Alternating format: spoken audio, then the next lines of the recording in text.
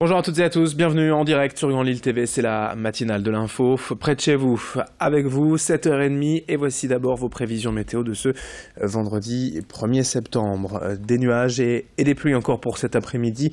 Ce matin, un temps brumeux et frais, bref, le ciel restera assez perturbé aujourd'hui, parfois peut-être quelques éclaircies, et pas vraiment de changement du côté des températures, avec encore des valeurs inférieures au normal de saison.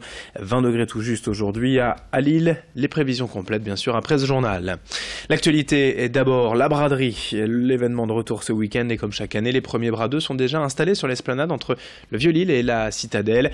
Les stands ont été déployés hier sous quelques gouttes de pluie, pas de quoi enrayer l'enthousiasme, ni empêcher d'ailleurs les premières ventes. La braderie c'est parti, comme ont pu s'en rendre compte sur place Vincent Vieillard et Alexis Tessier.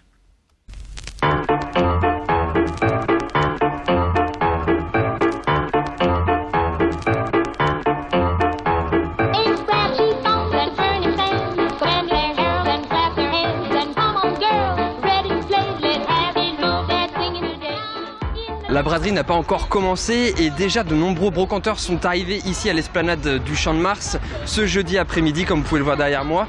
Les premiers stands ont déjà vu le jour et ici pas de guerre de territoire puisque chaque brocanteur a un emplacement attitré. On est d'ailleurs allé les rencontrer pour vous.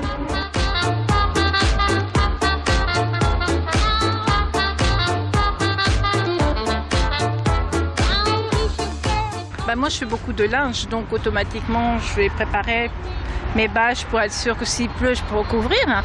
Après je vais essayer de bien préparer mes stands pour demain, que tout le monde voit, avec des petits coins, des petits lots un peu avec des petits prix. Tout ce qui est sur par terre, ça sera vraiment des petits prix, un peu plus de belles choses. Et puis voilà, et puis après on verra. Il faut bien vendre un peu le stock qu'on a. Moi je suis passionné, donc j'achète beaucoup de meubles, je stocke. Et puis au bout d'un moment, soit je les garde pour moi, soit je les revends. Là c'est mon stock, j'ai toujours eu la passion pour les vêtements anciens. Et là maintenant je me rends compte qu'il faut que je sois raisonnable et puis d'en liquider un petit peu quand même. Alors chaque année j'en amène un petit peu de mon stock.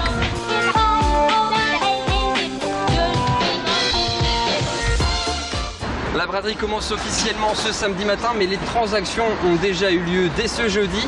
Et surprise, les premiers bradeux ne sont pas français, mais ils sont hollandais ou flamands, comme Barbara qui nous vient tout droit des Pays-Bas. We are here 22 years. Last year not, but for the rest 22 years. We are arrived on Tuesday. Then we cannot sell, but we like it to look when everyone is coming, and it's, that gives us spirit to stay here 5 days.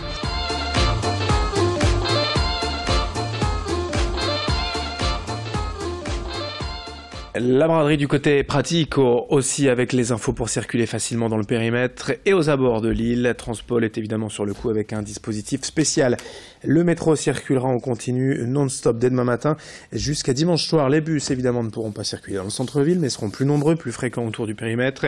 Et surtout 4600 places de parking seront disponibles gratuitement dans l'agglomération. Elles seront en fait gratuites contre l'achat d'un titre de transport. 500 agents seront aussi sur le terrain pour accompagner et renseigner les bradeux.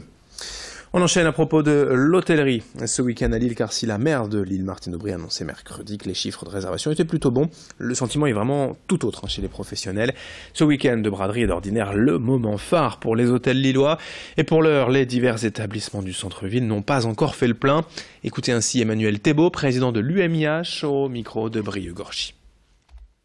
Effectivement, il y a la problématique de l'annulation de l'année passée. Bon, ça c'était logique. Il y a la problématique des attentats actuels.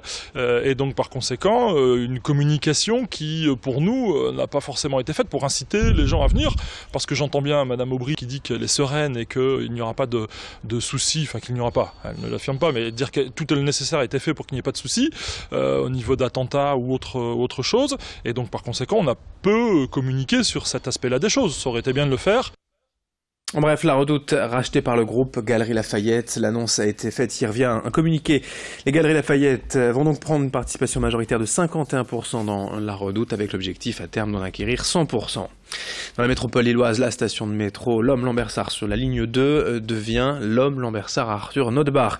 Avec ce changement de nom, la MEL veut rendre hommage au père politique du métro lillois. Arthur Notbar fut maire de l'Homme et député, mais aussi président de la communauté urbaine de Lille de 1971 à 1989. Une autre actualité ces jours-ci, selon diverses associations de consommateurs, les 3 grands opérateurs téléphoniques que sont Orange, SFR et Bouygues ont profité de la pause estivale pour augmenter leurs tarifs chez certains de leurs abonnés. Les hausses sont de 2 à 5 euros et si la manœuvre est tout à fait légale, c'est bien plus la manière de faire que dénoncent les associations de consommateurs. Les clients ont souvent été prévenus par un simple email qui pouvait s'apparenter à de la publicité, ne donnant pas franchement envie d'être lu attentivement. Sachez malgré tout qu'il est possible pour les clients, après l'augmentation de leur forfait, de résilier sans frais jusqu'à 4 mois après le changement de prix. Vous pouvez également négocier directement avec votre opérateur. Et explication avec le responsable nordiste de l'UFC Que Choisir, Robert Bréon, avec Alexis Tessier. Aujourd'hui, ça n'est pas pénalement préséansible parce que effectivement, la hausse est annoncée, même si elle est annoncée sous forme de publicité, elle l'est. Donc c'est au client à réagir. Après, ou peut-être à la réglementation à changer. Est-ce que quand on parle de hausse de prix, eh bien on annonce une hausse de prix et pas une information en bas d'une soi-disant information publicitaire. Et puis pour finir ce journal, la rentrée scolaire, dès aujourd'hui pour les enseignants et lundi pour les élèves. À quelques heures donc de reprendre le chemin de l'école, nous sommes allés voir un nutritionniste de l'Institut Pasteur de Lille pour connaître la recette d'un bon petit déjeuner. Car trop souvent, les jeunes négligent ce repas le plus important de la journée. Pour rester attentif et être en forme durant une journée de classe, un petit déjeuner équilibré est essentiel. Céréales, produits laitiers et un fruit. Brieuc-Gorchier a rencontré Jean-Michel Le Cerf, spécialiste de nutrition. On l'écoute. C'est peut-être aussi le moment de rappeler aux parents que déjeuner avec son enfant, c'est la meilleure garantie pour qu'il déjeune. Si on ne peut pas, eh bien, on va s'arranger pour le préparer à l'avance, ce petit déjeuner, pour que tout soit prêt et qu'il y ait juste à passer, j'allais dire, à table. Mais ne pas en faire forcément un repas solitaire, c'est une bonne chose. Parce que c'est aussi ça qui nous fait manger, c'est de manger avec les autres. Alors il y a des gens qui ne sont pas très bavards le matin, mais pourquoi pas essayer de le prendre ensemble. Et à 7h37, fin de cette édition. Merci d'être avec nous. Bon réveil, bon appétit si vous prenez votre petit déjeuner en notre compagnie. Dans moins de 30 secondes, vos prévisions météo et d'autres infos à suivre à 7h45. On parlera notamment sport et football avec notre journaliste Vincent Vieillard. Restez avec nous. Très belle journée à toutes et à tous.